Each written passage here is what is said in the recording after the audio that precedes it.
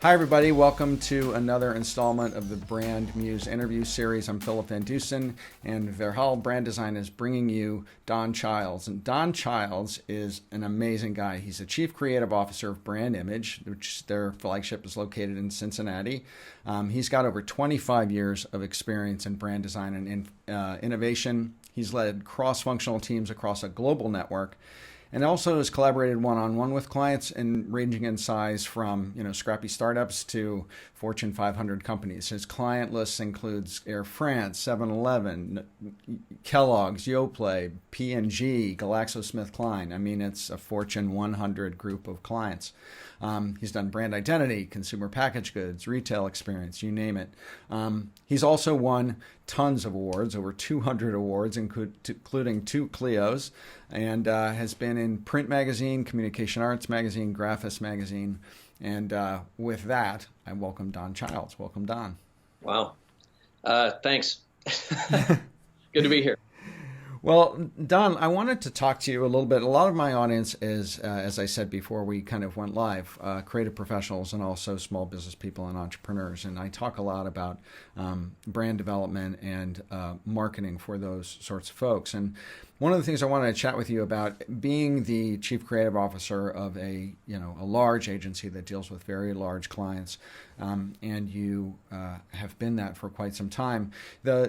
The agency landscape is really changing. There's been a lot of shifts going on, and larger agencies either downsizing or larger agencies using smaller firms as subcontractors, or the rise of the consultant class, so to speak.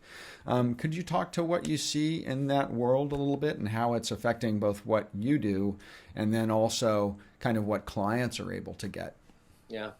I think it's a fascinating topic, and one of the things that I've found, and as you pointed out, I've been doing this a long time, and I've been on the agency side that entire time, and I've worked from really small boutiques in Chicago to increasingly larger agencies to where I am now.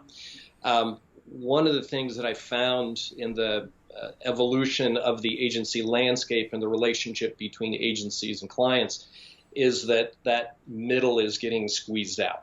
And so you've got the mid-size agencies, which used to be really the heart and soul of really the design business, are having a much harder time surviving and winning business and being successful. They're squeezed by the big agencies on one end that are built for volume. They're built with SMEs, end to end, top to bottom, just stacked full of really talented people. And on the other end, they have, as you put it, the consulting class. And you've got, small agencies of 2, 3 people who are built around really talented senior folks who know how to partner and collaborate and connect with people in the industry. We have even evolved our model to include more of that. We work a lot with contractors and freelancers, primarily people that we've known for decades in this industry, people who used to work for us, and people that we've known from working with a wide variety of clients, and building around kind of this core cadre of talented folks, and then bringing in contractors has helped us manage not just costs, sunk costs, but also the lack of predictability in a business that's increasingly transactional. Mm-hmm. We only have one retainer account, and all the rest of our work is long-standing relationships, but it's also project-based. And so if you win a $100,000 or $200,000 or a $50,000 design assignment, you do that work, and then you got to replace it. And you have people sitting on their hands if you're fully staffed, and that's the way we all used to be. And I know your background. It was feast or famine. Yep. And the son of the founder of our company said, busy problems are better than slow problems. And when you get slow and you're worried about keeping people busy, it really turns you inside out. So this flexible model that allows for more agility and responsiveness, I think, is the future. And that agility is something that more and more clients are looking for. And the big agencies have a hard time sometimes turning that aircraft carrier in a way to respond. It's like, okay, well, we'll get our resources and we'll get it aligned and we'll get a work plan and we'll kick it off in 2 weeks and we'll show you a phase one in 4 or 5 weeks from now. And I think that model is increasingly rare and the budgets are shrinking. But as a counterpoint to that, we had one client, a Fortune 500, that came to us and said, we need to help reinventing this category. And, I'm sorry to come to you so late, but we have 1 week and we have $100,000. Can you do it? That's a busy problem. That's a good busy problem. Exactly. And the account director and the strategist are like looking at each other like, what do we do? And I'm like, yes, we could do it, of course, right? And it turned out great. And that's a way that all agencies can add value. And that's in being responsive and agile and providing vision for a client. And the vision is something that they're willing to pay top dollar for. And it's easier to compete when you can provide them with ideas and vision and things that they can't do themselves and things that have not become a commodity, like package design by the SKU. Right. When the clients that you're working with, one of the things that, you mentioned to me before we went on air was, there are great clients and there are more challenging clients. And the great clients are the ones who really, appreciate the value that agencies and designers bring to the table. And, even though every business is driven to a certain extent by finances and spreadsheets and, budgets, there are clients who are primarily driven by that through their procurement departments, and agencies become kind of slaves to that. And then there are clients that may have that, but then also have the vision, appreciate the creativity. How do you navigate that landscape between, the clients who are more, procurement focused and clients that are more visionary? Can you get clients that are more budget focused into the visionary category, or how do you manage that? Yeah, that's kind of the holy grail these days, isn't it? And one of the things that is always true, regardless of who you're working with, is that it's our job to make our clients look good. And if we can build trust and relationships and build their esteem within their organizations, and they trust us, and we've built credibility, we found that you can expand your influence within those organizations. So whether we're working from the bottom up, meaning we're working with people who are responsible for managing costs and budgets, and they're making decisions based on a per SKU cost, or they've got a specific budget and time that they've got to work on, or top down, where you're trying to help an organization figure out their future. Those are very different kinds of relationships, but working with these folks who want to do great work, but my experience is they're also a little frustrated by the constraints that are put on them. And they're kind of embarrassed that they have to ask for things at a certain price or whatever. Some empathy and kind of understanding where they're coming from and doing your best to make them successful will allow you to move beyond kind of the gatekeepers and into a tier of folks in an organization that might be more influential toward the future and the vision of a brand or a concept. So working your way up through that is kind of a challenge, and there's lots and lots of layers to have to work through. Where we've had success in creating brands and doing work for clients that is what I would consider our more successful work, is where you start with a relationship with the folks who have a vision but don't know how to fulfill it. Mm-hmm. And it's like, I need your help. Please, right? versus someone who has a checklist of stuff that they've got to fulfill. Finding those people are not just a needle in a haystack; they're a needle in a stack of needles, and it's difficult and time consuming to find those kinds of people. But one of the things that we found useful is to look at privately held companies, to also consider blogging and social media and having a point of view online so that you are known for a way of thinking. For instance, one of the things that we talk about is the meaning of brands.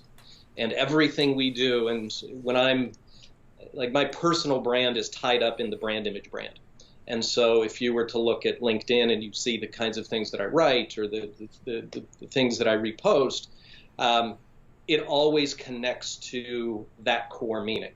And so while we are about brand strategy and creative strategy and brand design and packaging and all of that, we're always reinforcing this idea of meaning. And so when you are about the meaning of a brand or a purpose of a brand or the story of a brand, that is something that is universal, and it's also touchpoint agnostic. So if you believe that a brand is about its story and its meaning, that is the bridge that connects across all activation, and it allows for a really vibrant consumer experience that isn't tied to kind of a rigid and rigorous adherence to a design system. And that's where the world's going right now. And if you're able to talk to the people up here about that vision, like define the meaning of your brand, decide what you're about, and then figure out what all this stuff is. Because too often it's about figuring out what all this stuff is and trying to reverse engineer it to some kind of a meaning. Right. And if you start with that meaning, that's the bridge that everything is connected to. Right. And I think also, I was talking to David Breyer in my last interview, and he's just wrote a book, and he's really on the differentiation bandwagon. That's like really what he thinks is the most turnkey aspect of branding is differentiation. And I think that, what you're talking about in terms of establishing the meaning as, at the top of that pyramid is that you have to find your differentiation there, because right. That's what's going, and you have to define your competition's top of their pyramid so you can realize what your differentiation is. Because if you do start with the transactional skew part of it, it always builds up to like this mess, right? Or you have to spend hundreds of thousands of dollars and months and months repairing that. And sometimes with brands like P&G and the big conglomerates, that can take years and years because they have such broad product lines. So that's really fascinating. One of the things that you touched on, which I wanted to poke at, was social media and the kind of proliferation of brand touch points that there are. You and I have both done, a tremendous amount of work in consumer packaged goods and CPG, brand identity, things like that, retail experience. We're always working up this to the point of the spear to the strategy, rarefied air, which we all love to live in. One of the things that I am kind of interested in is how agencies are dealing with the proliferation of brand touch points that there are. I mean, it used to be that there, TV, radio, and outdoor, and now we have about 10 zillion different kind of social media channels, et cetera, apps. I mean, don't even get me started. Agencies have, certain agencies are specialist agencies, like they're CPG agencies, they're social media agencies. But because agencies are so challenged now and are always looking for the next transactional piece and want to be as broad a partner with their clients as possible, how are you and your agency dealing with that need to expand your skill set and also be the most broad generalist partner that you can be with that massive proliferation of touch points that there is? Right. So it's my view on that has evolved over the years, and like we've said, I've done this a long time. It used to be that I wanted to have control over end to end, right, of the process. It's like, well, like we need strategists, and we need designers, and we need package designers, and we need in-store, and we need experience designers, and we need everything all under one roof. And as the business has evolved and changed, and the pace at which it has changed has made it impossible to keep up. And so what we have gone toward is a model where we're kind of a T-shaped agency. I don't know if you're familiar with the book, The 10 Faces of Innovation by Tom Kelly. Mm-hmm. My favorite persona in there is the T-shaped person. And I think of myself as a T-shaped person too, which is you're multidisciplinary, you have an understanding and appreciation and empathy for all of the functions, but you're a specialist in one thing. So you are T-shaped in that you understand and appreciate enough of all of it that you can still be a specialist in one of those things. And you connect with people who are T-shaped people or specialists in these other things. So specifically with digital and social media, the pace at which that's changed, we reach out to subject matter experts. Like and when you're an agency that's about the meaning of the brand and the identity of the brand and brand storytelling, then it makes total sense to then connect that meaning that you've created and the identity and all of the assets or whatever to experts, subject matter experts who understand digital and understand how to bring those things to life. And then that partnership is really how you're able to solve the problem best for your client, rather than just saying, yeah, we do all of that stuff ourselves. So when you do that, do you bring those specialists in under your agency banner and they white label their services to you? Are you bringing them in and letting them be visible to the client in terms of, their independent agency or consultancy? There's that piece of it. So your agency using consultants to broaden your skill sets. And then there's also the fact that your agency is part of a global conglomerate, which is made up of a lot of different specialist agencies. Right. And generally, when you're in that kind of a situation, an Omnicom or, a WPP, you're encouraged to use your sister or brother agencies in bringing them into those engagements. So there's kind of like, do we bring in X agency from our network, or do we bring in, X consultant and let them work under us with this particular project? How do you weigh those things? And I know that's touchy territory to. It's not touchy. Put on on video. we can edit this out, right? I know, right? It's really not touchy for me because I've been asked before, and clients have asked, and. I live it every single day and have for years. So the way that we view it is that we obviously want to start within our network. And we have a big network that's global with a lot of capability in it. And over the years, I've worked really hard to build relationships top to top across the whole organization, but also with subject matter experts throughout the US and Asia and Europe, so that I can reach out to those people, and I've got a relationship with them. Now, there are times when the capability that's needed doesn't exist in the network. And there might be entities within the network that can kind of do it, or have some pieces in their portfolio, and maybe they've got some subject matter experts on board that maybe can do it. If they can't do it at the level that's really demanded by the client and by the problem we're solving, I will go outside.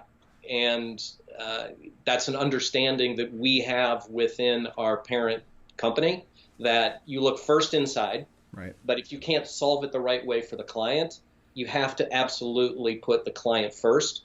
And you have to solve it the right way, because at the end of the day, the quality of the work is the thing that matters the most. Mm-hmm. Now, as far as the transparency to the client or outside the walls of the company, we handle it both ways.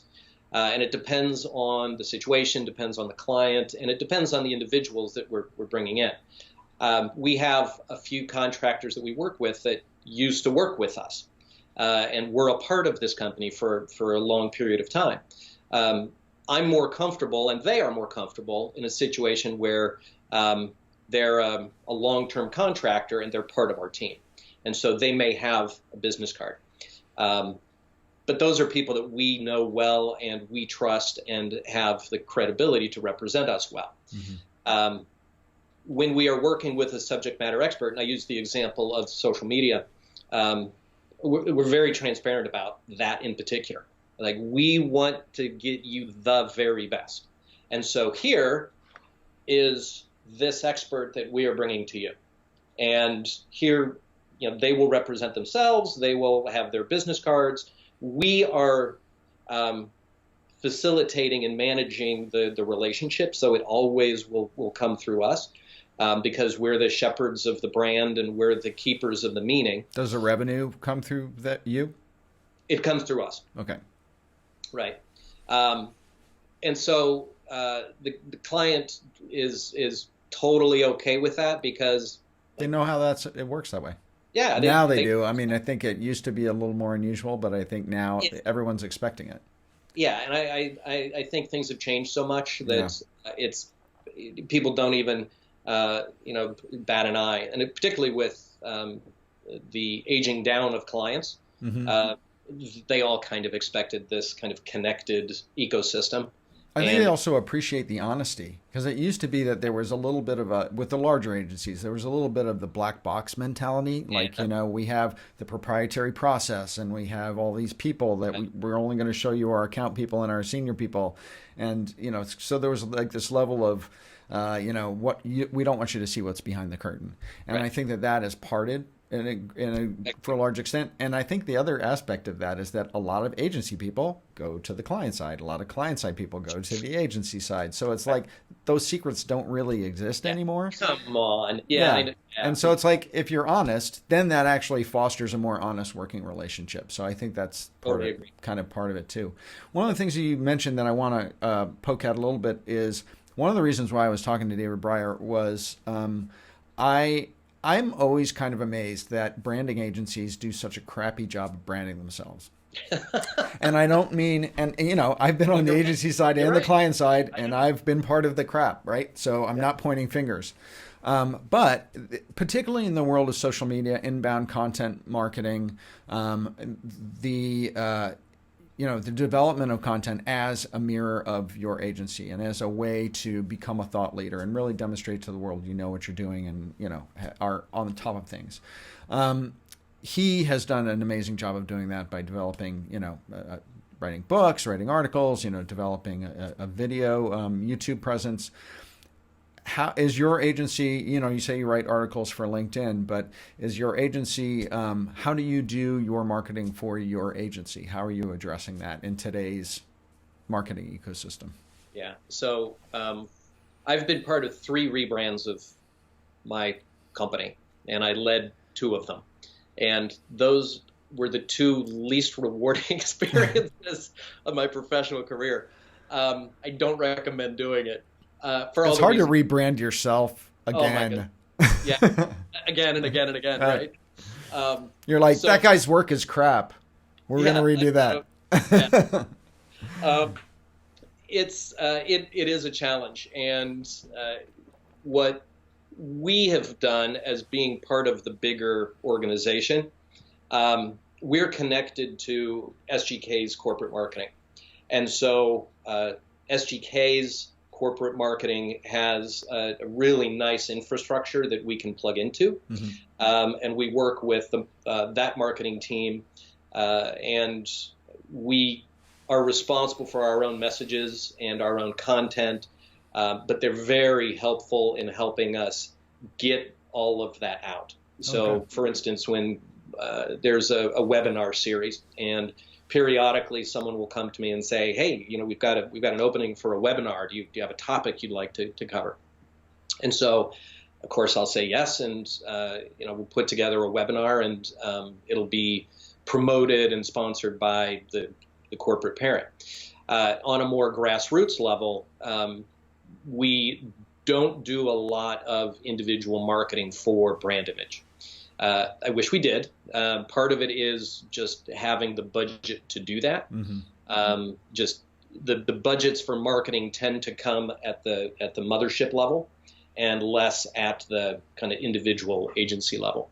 And so it tends to be that as long as our marketing helps support the kind of the corporate mission, we get funding for that. So which makes total sense, right? Right. But it does make it a little bit harder to grow an individual brand that at one time was, the 800-pound gorilla and now is a small part of an 8,000-pound gorilla. Yeah. So it's, I don't know that we've cracked that nut. I'm not happy with our own brand image marketing. I think SGK does a good job, but I'd like to see that evolve and grow and become more robust, because frankly it falls mostly on me and my efforts, and it's kind of that old-fashioned like, oh, there's the guy who's the head of the agency and he's the spokesperson kind of thing, which isn't what I prefer, but that is kind of the default position that we're kind of in. Yeah, and so let me segue a little bit to the personal, right? Where we're wrapping up soon, and I wanted to just ask you a little, the Cliff Notes version of how you got to where you are. I mean, you're the chief creative officer of a major agency. You mentioned that you've had 4 jobs in your life, so this will be a shorter story than some I've heard. But so, did you go to art school? Did you become a designer and then work your way up through the age? Have you ever been on the corporate side? What's the Don Childs story for the ones who are wanting to come up? All right. So how much time do we have? 4 minutes. Oh my God. Can't do it. It depends on how long you want to take with your personal manifesto question. I am the son of an engineer and a painter. And that's kind of the way I'm wired. So when I was 12 years old, I grew up, drawing and painting with my mom. And when I was 12 years old, I wanted to either be a pilot or I wanted to be a designer. So I had just great art teachers in middle school, and she came from the advertising world, and I was in 7th grade, and she brought in color keys. And it was like, here's how ads get created. I was like, oh my God, I can't, what? And so I kind of caught the bug early for, commercial design. I went to the University of Illinois in Champaign. I got my degree, Bachelor of Fine Arts in graphic design, and I had a very influential professor there we had 2 different professors for our senior studio class. And one was all about Helvetica and the grid. And the other one, which was mine, was all about the idea and the concept. And she said, you can worry later about what it looks like. Tell me why you're doing what you're doing. And I was like, what? And so that was an influential kind of watershed moment early in my life. So I started. Sounds like it's lasted all the way till now. Oh, it absolutely has. And I've been fortunate to work with like-minded people, and surround myself with people who want to, think and work that way. I started working in Chicago for small agencies. First client right out of school was Quaker. I worked on the redesign of Gatorade. And that was a time when we drew the lightning bolts by hand. All right. So that's the world that I grew up in. So I was there for about 3.5 years, and then I moved to another agency in Chicago. It was kind of a boutique that worked in luxury brands and liquor. Worked for just a really wonderful man there that really influenced my career greatly. I was there for about 8.5 years. Got to the point where I was creative director. We're talking partnership, but we were like a 15-person agency. And we won awards, and it's like, every day I came into work, and I'm like, I know what's going to happen today. I know I'm going to know no matter what happens, I'm going to be able to solve it, and it's going to be fun, and we're going to do nice work, but I didn't feel challenged.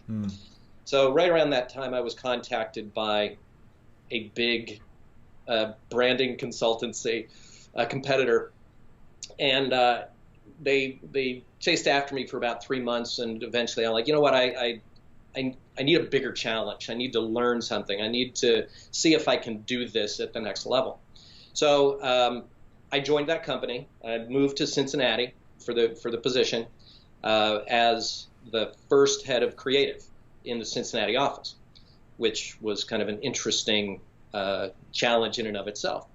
Had a team of about 25 or 30 on the creative side, and over the years, and I'm still with a version of that company. So Brandimage started out as Lipson Outboard Glass and Associates, or Laga, as some people know it. Mm-hmm. We then were sold to private equity. We then were merged with DeGripko Bay, and that's when we became Brandimage. We then were sold to a different private equity. We then were sold to Shock, and then Shock then was purchased by Matthews. So, like, we were this big thing, and then we were this small thing, part of another thing. So, throughout the years, I had a role as either a creative director or a creative leader, and my role grew to an enterprise-wide role where I was helping define the vision for design with the organization, and then it shrunk again, and then it grew again. So I kind of joke that while I've only had 4 jobs, I've had 5 jobs within my recent. So it's changed quite a bit over the years. Right. So, okay, I always wind up with this, and I've given you a heads up, so I'm sure you're ready. And if you're not, I have a quote that you had in an email to me that I can use for you. I ask everybody, do they have a personal mantra or a personal manifesto that they try to live by? Yeah, I do, and it's pretty simple. And the people that my colleagues and even clients know that this is what I believe because I'll quote it to them. This is something that my father always said, and when I would stumble and fall, or I'd fail and get up and move on, or there was an aha of some kind, he would say, "Well, it's a bad day when you don't learn something." And every time that I learn something new, I think, yeah, today's a good day. Or when I've stumbled and I've taken on a challenge that's maybe too big, I don't wallow in the failure. I learn from the failure. And so the next time that I take on that big challenge, I know I'm going to succeed, because it's a bad day when you don't learn something. You have to always be curious, and you have to always be moving forward. And if you're not moving forward, you're moving backwards. I love it. That is absolutely awesome. So let everyone know where they can find you. Where can they find Don? Best place to find me is on LinkedIn. Please connect with me. I'm always happy to connect with more people and learn new things and learn from others. So that's probably the best place to reach out to me. Okay, cool. Well, Don, thank you so much for spending your time today and sharing your expertise in the industry. You are incredibly well accomplished, and I'm sure that a lot of people got a lot of stuff out of what you just shared. So thanks again for joining me. Oh, you're welcome. It was a ton of fun.